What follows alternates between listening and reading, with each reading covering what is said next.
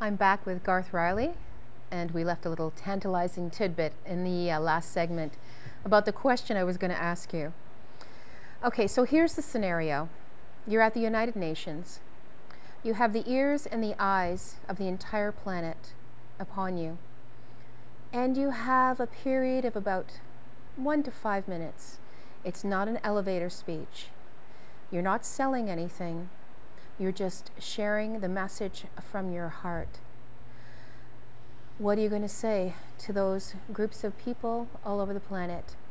All nations, everywhere, looking at you.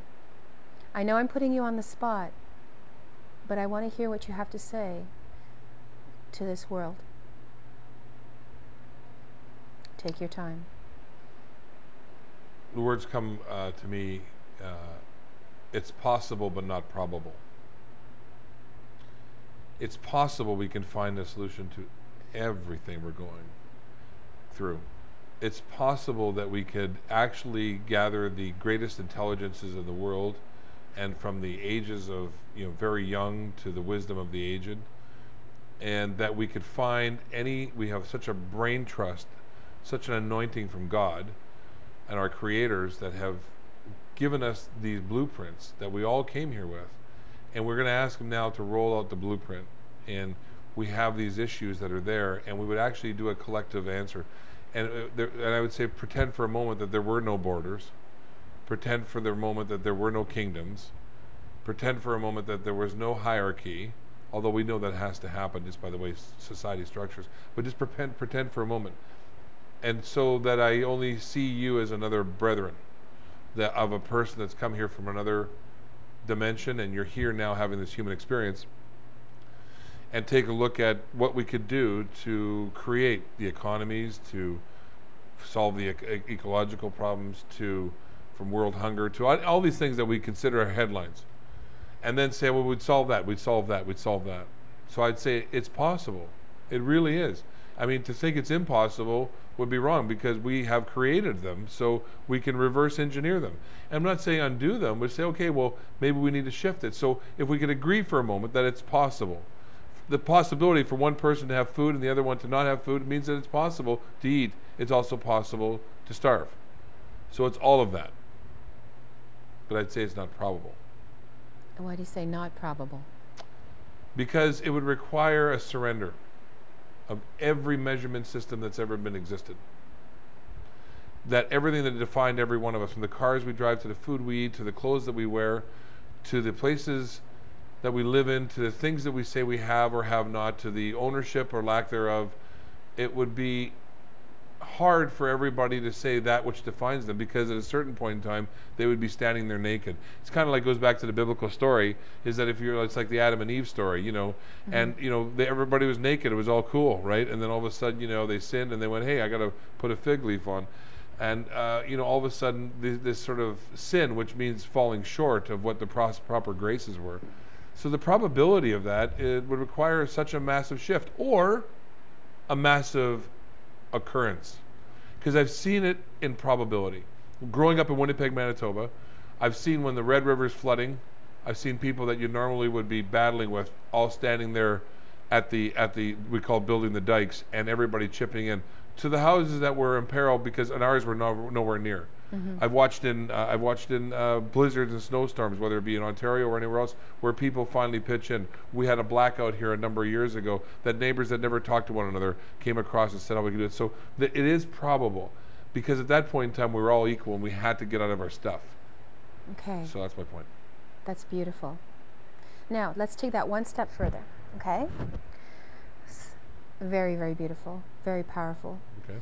So now just take all of those individuals into one person. Just one individual human who represents all of the population. The good, the bad, the indifferent, the powerful, the sad. Well, you have me. I think we have you. I think each... Hold on. Let me just give you the point here, okay? Apparently I was talking too soon. No, that's okay. Okay, you take them all in one person and just speak to them, into their heart. Okay, take them all and put them in one person. In one person.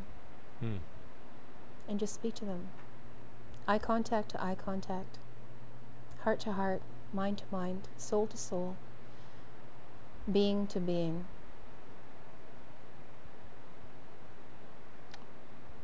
What's your message?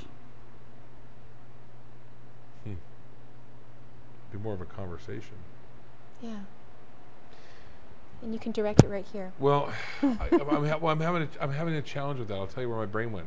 Can I go there? Or Yeah, you can go anywhere you want. I had an opportunity. There's a gentleman by the name of the lead singer for the Carpet Frogs, who's the band for Burton Cummings, and they went over to Afghanistan. And he told me about how proud that the people that were coming over to Afghanistan were there, that they were actually helping, that the service people and the Canadian troops there were really feeling they were contributing. And because of the way that the agreement was that anybody wounded would get taken care of. And when Nick was telling me this story, I'm an amazing guy. I mean, I just enjoyed his perspective, and I wanted him to start blogging about it. But anyways, he said to me, he said, so there was, I guess, an insurgent, and they protected this man, and they brought him back to health, and he was on death's door, and they sutured him and everything else. And when he was well enough to move his hand, he grabbed a pen and jammed it in the doctor's eye that saved his life. And when I heard that, I thought, this is a huge job. You're asking me if I could look in somebody who could possibly be that man who laid there and to his person that gave him life, then took out this man's eye. I don't know if I could possibly, I mean, I even get a tear thinking about it. I don't know if I could possibly say anything to that man's heart, because somehow he missed it and there's something there. So I don't know if I could do that. When that happens, or when someone abuses somebody or themselves, I don't know how to do it. I don't know how to do that, Karina. My brain was stuck there. And what does your heart say? My heart says that, it's possible. It's possible for us to get, what do you need? What do you need? What do you want? What are you looking for? Where are you? How can I help you? How can I be of service to you? What is it that you need to see that makes it right to you? And how do I make it right to you without it being an impingement to somebody else? That you actually have everything you want for your family, your friends. I mean, I would look at you and I'd say all that, and I'd say, and so how do I help you do that? With the caveat that I cannot be hurt by it either. So it can't be robbing from me to give to you. If we could have that agreement that you will have and I will have, but I'm now asking how I can serve you, but the agreement is that not to be the detriment of me. So I'm listening. But then when I ask that question, I'm hoping that he can think, well, then that really wouldn't be fair to you, would it? And he'd have this internal dialogue going, I want this, but then if I take all this, then you won't have that. Mm-hmm. I'd like to have that conversation heart to heart.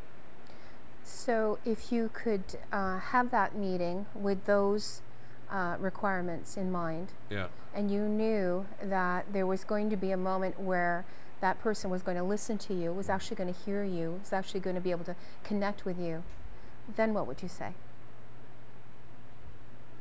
How? How do we fix this? And how do we live this? How do we fix this together, and how do we live this for now? And I don't know about 5 years from now. I don't know 3 years from now. But how do we fix it now? And on that note, thank you. Okay. We'll get back to you.